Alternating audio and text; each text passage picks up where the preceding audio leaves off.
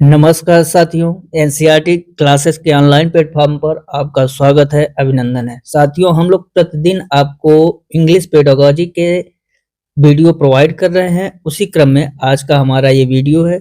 आज का जो वीडियो है, आज हम आपको पेपर सहित उत्तर कराएंगे। कुछ भाई बहन कह रहे थे कि पेपर में नहीं आ रहा है, तो उन्हें हम दिखाएंगे किस ढंग से पेपर में आता है। तो चलिए, क्वेश्चन आपका क्या है? A language teacher firstly ask students to introduce themselves to each other in the class, then she ask them to introduce their friends to each other. This activity will help them to increase. मतलब यहाँ पर जो भाषा शिक्षिका है, भाषा शिक्षिका अपने शिक्षार्थियों से कह रही है एक दूसरे से परिचय के लिए, कक्षा के जो बच्चे हैं, इंट्रोड्यूस परिचय के लिए। तो यह जो परिचय कराने का था, यह गतिविधि आपको क्या बढ़ाने में मदद कर रही है। इसमें जो ऑप्शन दे रखा है बिक्स, कैप, पीपीपीपी और ईएलटी। यहाँ पे जो बिक्स है, इंट्रोड्यूस से संबंधित जो बातें होती हैं वो बिक्स के अंतर्गत आती हैं। हमने कल ही आपको बताया था, बिक्स का मतलब ही होता है कि रोजमर्रा की बातचीत, दोस्तों से मिलना या परिचय देना। यहाँ पर लिखा हुआ है introduce their friends to each other. अब बिक्स का फुल फॉर्म क्या होता है? बिक्स का फुल फॉर्म होता है बेसिक इंटरप्रिटेशन इंटरपर्सनल कम्युनिकेटिव। याद करिए, हम लोग कम्युनिकेटिव में ही आपको बिक्स के बारे में समझा दिए थे। ये और एस का मतलब स्किल्स, तो ये आपका बिक्स का मतलब होता है बेसिक इंटरपर्सनल कम्युनिकेटिव स्किल्स। यह क्या है? एक इसी को हम लोग क्या कहेंगे कि सामाजिक संवाद कौशल को बढ़ाता है। तो क्यों? क्योंकि ये बिक्स है आपका परिचय देना, रोजमर्रा की जिंदगी में बात करना। तो आपका वन ऑप्शन ही सही हो जाएगा। कैप के बारे में भी हम लोगों ने चर्चा किया था, कल वीडियो में पढ़ा होगा। यहाँ कैप है। कैप होता है जो पढ़ाई के दौरान, पढ़ाई के समय जो बातचीत होती है वो कैप। इसका प्रयोग ओनली स्टडी। नेक्स्ट क्वेश्चन आप देखिए। नेक्स्ट क्वेश्चन आपका है literature should be included in language classroom because literature should be included in language classroom because। अब इसमें ऑप्शन क्या दे रखा है, इसका पहले हम लोग मतलब जान लें। इसका मतलब है साहित्य को शामिल किया जाना चाहिए। क्यों? भाषा में literature should be included in language, मतलब भाषा में साहित्य को शामिल किया जाना चाहिए। ऑप्शन क्या दे रखा है? It helps learners to be budding writers. इसका मतलब कि आपका बच्चों में लेखक बनने के लिए मदद करता है। तो ये क्या सही है? गलत है। इट गिव्स, सेकेंड ऑप्शन क्या कर रहा है? It gives exposure to different grammatical forms and structure. मतलब आप क्या करें, व्याकरणिक और संरचनाओं का अनुभव प्रदान करता है छात्रों को। तो ये भी आपका क्या हो जाएगा? गलत। थर्ड क्या कर रहा है? It develops moral values among the learners. मतलब आपका शिक्षार्थियों के बीच नैतिक मूल्यों का विकास करता है। तो ये भी गलत है। इसका it expose them to different journals, culture and social issues. Very good. आपका 4 option is the right answer. कह रहा है कि यह उन्हें विभिन्न शैलियों, संस्कृत और सामाजिक मुद्दों से परिचित कराता है। 4 option is the right answer. यहाँ पर चूंकि जो सामाजिक मुद्दा है, विभिन्न शैलियां या सामाजिक मुद्दा है, केवल भाषा ही नहीं, आपका जो साहित्य जो है, ये भाषा ही नहीं बल्कि आपको अलग अलग संस्कृति, कहानी, समाज के समस्याओं को समझने का मौका देती हैं। इसलिए 4 ऑप्शन आपका राइट आंसर है। नेक्स्ट क्वेश्चन आपका है a teacher makes her learners respond to her actions and speech only by bodily, मतलब बॉडी के द्वारा movements. What is this none as. मतलब एक शिक्षिका है जो अपने लर्नर, शिक्षार्थियों को बार बार रिस्पॉन्ड कर रही है कि जो भी हम कहेंगे उसको आप शारीरिक गतिविधियों, बॉडली मूवमेंट्स मतलब शारीरिक गतिविधियों के माध्यम से बताइए। उसके द्वारा यह क्रिया किसके बारे में जानते हैं हम लोग? What is this none as, मतलब यह किस रूप में जाना जाएगा, इसके बारे में पूछ रहा है। अब यहाँ पर देखिए ऑप्शन ये कह रहा है टोटल फिजिकल रिस्पॉन्स। बिल्कुल इसी के बारे में जानना चाह रही है। क्यों? क्योंकि इसमें होता है टोटल फिजिकल रिस्पॉन्स।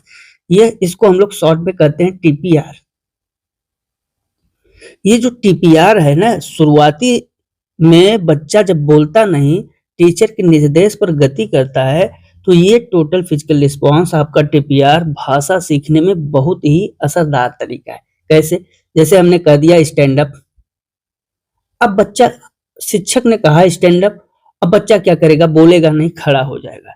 तो जवाब दिया ना किसके माध्यम से? बॉडली मूवमेंट्स के माध्यम से। इसलिए first option is the right answer. Next question, next है आपका,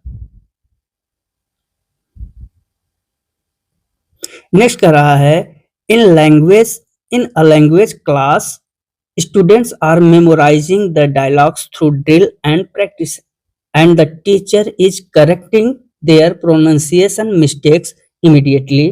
They are practicing the dialogues in chorus.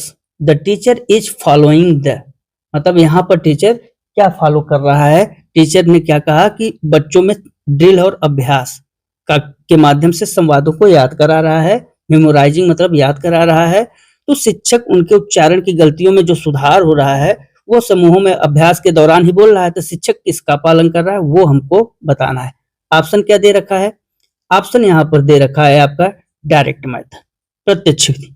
ये नहीं है, नेचुरल मेथड भी नहीं है। आपका क्या होगा? आपका थर्ड ऑप्शन होगा ऑडियोलिंगुअल मेथड। बिल्कुल, क्योंकि उच्चारण के माध्यम से समझ रहा है। जब ऑडियोलिंगुअल मेथड में क्या होता है कि बार बार किसी चीज को दोहराना या रटने पर जोर देना होता है। ठीक है, और इसमें टीचर क्या करता है? तुरंत गलती को सुधार लेता है। जैसे बच्चा बार बार बोलेगा या दोहराएगा तो टीचर गलती को सुधार देता है ताकि बच्चे की गलत आदत न बनी रहे। तो कौन सा? आपका थर्ड ऑप्शन सही हो जाएगा, ऑडियोलिंगुअल मेथड। नेक्स्ट क्वेश्चन आपका क्या कर रहा है? The oral errors of the student can be best corrected if the teacher, मतलब यहाँ ओरल एरर्स की बात हो रही, मौखिक गलतियों की बात हो रही। टीचर जो है कैसे मौखिक गलतियों को सुधारा जा सकता है इसके बारे में बोला जा रहा है। अब यहाँ पर ऑप्शन एक कह रहा है corrects an error directly after the student has made the error, मतलब जैसे छात्र द्वारा गलती करने के तुरंत बाद ही गलती सुधारा जाए। नहीं, आप गलती करने के बाद गलती को नहीं सुधार सकते हैं। आप जो है गलती करने के बाद जब छात्र गलती कर रहा है तो छात्र को एहसास कराइए। एहसास के बाद जब वह स्वयं करके सीख ले तो अच्छी बात है, और नहीं कर पा रहा है तब आपको जो है सुधार के लिए पॉइंट करना है, तुरंत आपको नहीं बताना है। इसमें देखिए सेकंड ऑप्शन में क्या दे रखा है? Points out the error in general, देखिए यहाँ पे दे रखा है and lets the student try to correct himself first, मतलब यहाँ पे देखिए लिखा है ना try to correct himself first, मतलब स्वयं करके सुधारने के लिए कहना। तो कौन सा आपका B option is the right answer कि जब कोई सामान्य रूप से गलती की ओर इशारा करे तो छात्र को पहले स्वयं उसे सुधारने का मौका देना चाहिए या प्रयास करने देना चाहिए। तो B option is the right answer. Next question, next कह रहा है आपका as pair activity. As pair activity, the teacher gives her learners almost the same picture and asks them to find the difference between the two students. Ask each other questions to discover how the two pictures are different. This can be a, मतलब आपका कह रहा है कि अगर कोई pair activity है उस रूप में शिक्षक अपने शिक्षार्थियों को एक तस्वीर देता है और उनसे दो छात्रों के बीच में अंतर खोजने के लिए कहता है, जो कि हमने ये प्रश्न ही आपको कराया हुआ है। अब पता लगाना क्या है? एक पता लगाने के लिए कि एक दूसरे से ये प्रश्न कैसे पूछते हैं, दो तस्वीर कैसे अलग हैं, यह क्या हो सकता है। अब इसमें दे रखा है डायरेक्ट आपका, इसमें क्या दे रखा है? पहला ही दे रखा है ग्रामर एक्टिविटी। ये क्या ग्रामर एक्टिविटी है? बिल्कुल नहीं। उसके बाद सेकंड ऑप्शन क्या दे रखा है? Speaking activity. तो ये आपका क्या है? स्पीकिंग, क्योंकि ये बोलने की गतिविधि करा रहा है इसलिए आपका स्पीकिंग एक्टिविटी है। अब आप देखिएगा कि सारे प्रश्न स्पीकिंग एक्टिविटी पे हमने बता दे रखा है। ये क्या होता है स्पीकिंग एक्टिविटी? स्पीकिंग एक्टिविटी में दो तस्वीरों के बीच अंतर ढूंढने के लिए एक दूसरे से सवाल पूछते हैं। वे चाहे असल में बोलने का अभ्यास कर रहे होते हैं या बहुत अच्छी कम्युनिकेटिव एक्टिविटी कर रहे होते हैं, तो ये दो में एक हो सकता है। तो कौन सा? आपका सेकंड ऑप्शन सही हो जाएगा। नेक्स्ट नेक्स्ट क्वेश्चन आपका कह रहा है a student class 4 A student class 4 is having some problem in writing C में है, मतलब आपका कक्षा 4 का एक छात्र लिखने में समस्या हो रही है। सम प्रॉब्लम इन राइटिंग, देखिए यहाँ पे लिखा हुआ प्रॉब्लम इन राइटिंग, लिखने में समस्या हो रही है, इसको हम लोग क्या कहेंगे? अब इसमें पहला दे रखा है डिसलेक्सिया, डिस्ग्राफिया, डिस्फेजिया और आपका डिसकैल्कुलिया। आपको बताया गया डिसकैल्कुलिया मैथ के लिए होता है, डिस्ग्राफिया होता है किसके लिए? लिखने के लिए, क्योंकि लिखने से जुड़ी समस्या या अक्षमता को हम लोग डिस्ग्राफिया कहते हैं। कौन सा? Second option is the right answer. Next question, next question आपका कह रहा है it specifies the rules which govern the arrangement of words into phrases, clauses and sentences. मतलब आपका कह रहा है कि उन नियमों को निर्दिष्ट करता है जिसमें वाक्यांश या उपवाक्यों और वाक्यों को व्यवस्थित करने को नियंत्रित करते हैं। अब इसमें देखिए ऑप्शन क्या दे रखा है? डिस्कोर्स, इसको हम लोग डिस्कोर्स कहेंगे? नहीं। सिमेंटिक्स? नहीं। Syntax? 3 option is the right answer. देखिए सिंटैक्स के बारे में हमने आपको बताया हुआ है। सिंटैक्स क्या है? व्याकरण का वह हिस्सा होता है जो हमें बताता है शब्दों को सही क्रम में, शब्दों को सही क्रम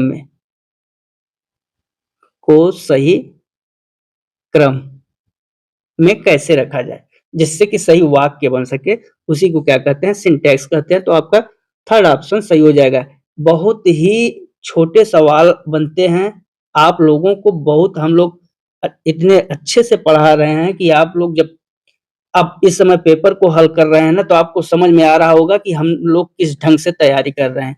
इसीलिए कहते हैं कि एनसीईआरटी क्लासेस पर भरोसा बनाए रखिए, सीडीपी में आपका 130 नंबर मिलेगा ही मिलेगा। नेक्स्ट क्वेश्चन आपका क्या कर रहा है? A teacher of class 6 has labelled the classroom objects such as black board, door, window, fan, table, chair etcetera in different language, Hindi, English, Urdu, Sanskrit etcetera here the classroom as whole. मतलब यहाँ पर शिक्षक क्या किया है, जो आपके कक्षा 6 के black board, door, window, fan, table, chair हैं, इनको दूसरी भाषा, डिफरेंट लैंग्वेज का मतलब अन्य भाषा, जैसे हिंदी, इंग्लिश, उर्दू, संस्कृत में अलग से लिखकर चिपका दिया है, लेबल लगा दिया है। अब इस कक्षा को हम लोग क्या कहेंगे? इसमें ऑप्शन दे रखा है, इसमें ऑप्शन क्या दे रहा है? Is learning through grammar translation method, जो कि गलत है। ये किसका उदाहरण है? तो ये आपका है यहाँ पर इज क्रिएटिंग अ लैंग्वेज, जैसे दूसरा कर रहा है, पहले समझ लें। Is creating a language confusion in students, मतलब कि आपका जो बच्चा है छात्रों में भाषाई भ्रम पैदा कर रहा है, तो भाषाई भ्रम पैदा करने वाली कंडीशन ही नहीं होगा। यहाँ पर थर्ड ऑप्शन क्या दे रखा है? थर्ड ऑप्शन दे रहा है is focusing on 3 language formula, ये भी आपका नहीं सही है कि त्रिभाषा सूत्र पर। यहाँ पर is a rich resource for promoting मल्टीलिंग्विज्म, मतलब बहुभाषावाद के लिए कह रहा है कि बहुभाषावाद को बढ़ावा देने के लिए यह एक समृद्ध साधन है। बिल्कुल आपका 4 option is the right answer. क्योंकि बहुभाषावाद क्या होता है? टीचर अलग अलग भाषाओं में नाम लिखती हैं और बच्चे को दिखाया जाता है यह चीज कि कई चीजें में भाषाओं में क्या कहते हैं। इससे क्या होता है कि जो क्लास का माहौल होता है मल्टीलिंगुअल बन जाता है, तो उसी को हम लोग बहुभाषावाद कहते हैं। नेक्स्ट क्वेश्चन आपका क्या कह रहा है?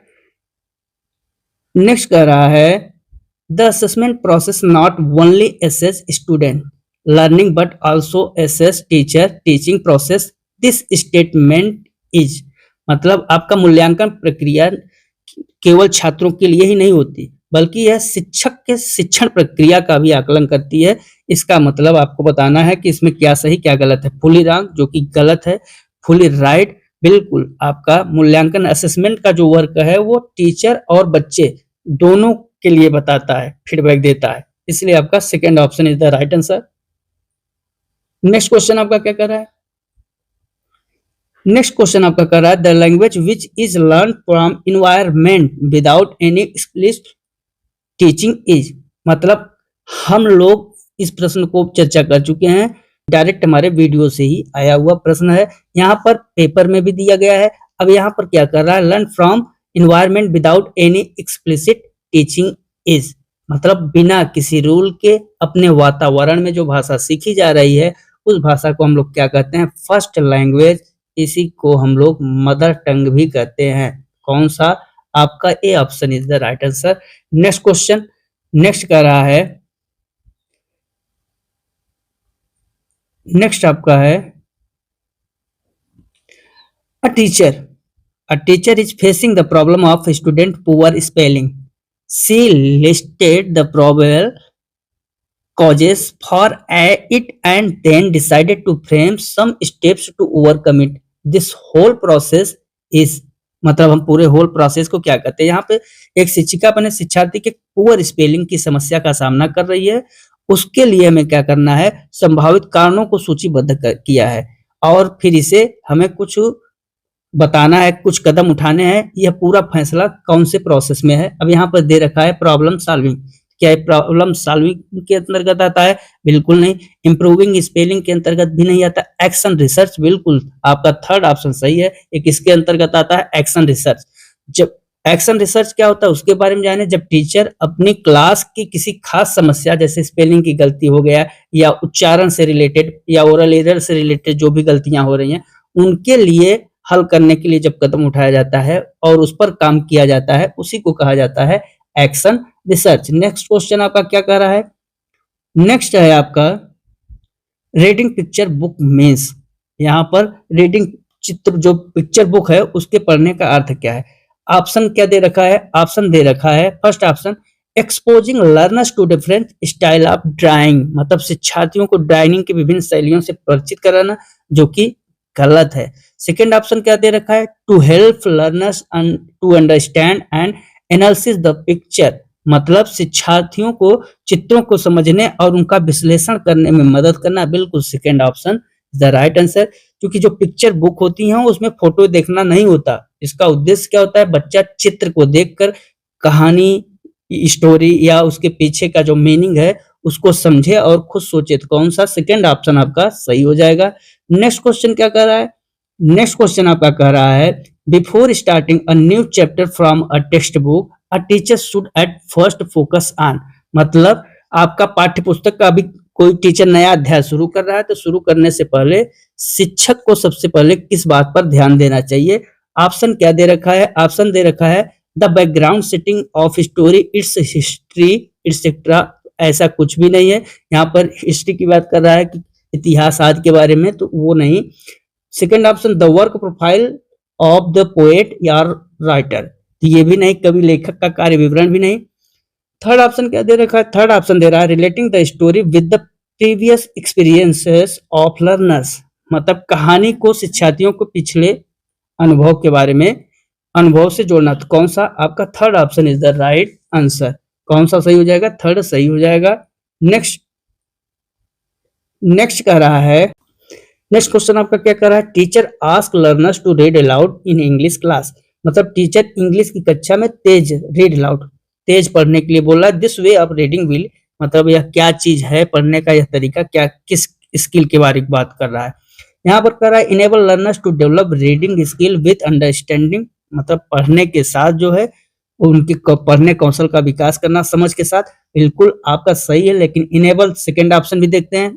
Enable learners to read with correct pronunciation using the punctuation marks, तो आपका जो बी ऑप्शन है, दो ऑप्शन ये भी सही है। तो इससे तो अच्छा आपका अभी दूसरा ही लग रहा है, क्योंकि यहाँ पर पंक्चुएशन मार्क और किसकी बात कर रहा है? Pronunciation rate correct punctuation mark, विराम चिन्हों के साथ आप सीखेंगे, बच्चा सीखेगा विराम चिन्हों के साथ। जो टीचर पढ़ने का तरीका देख सकते हैं, इसमें बच्चा को कहाँ रुकना है और कैसे शब्द बोलना है, इनके बारे में बात कर रहा था। कौन? सेकेंड ऑप्शन ही आपका सही हो जाएगा। तो साथियों, ये प्रश्न जो आपके पेपर में आए हुए प्रश्न है, इन प्रश्नों का आप विश्लेषण करिए और अपने स्कोर को कमेंट में जरूर बताइए। नए भाई बहन चैनल को सब्सक्राइब जरूर कर लीजिए।